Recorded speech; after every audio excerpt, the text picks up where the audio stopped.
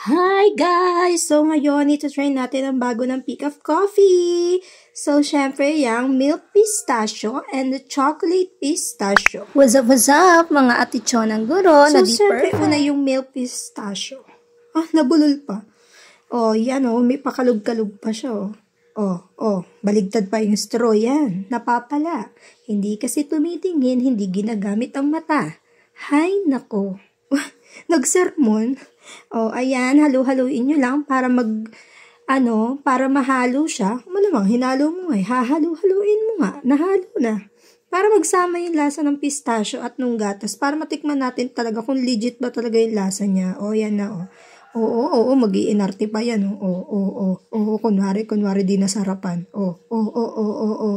Masarap. Ngayon naman, yung chocolate pistachio naman.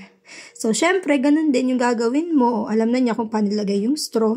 And syempre, hahaluin mo din para humalo yung lasa. And then, syempre, titikman mo. Yan talaga. Para sa akin, mas gusto ko yung chocolate. Pero sabi nila, mas gusto daw nila yung milk.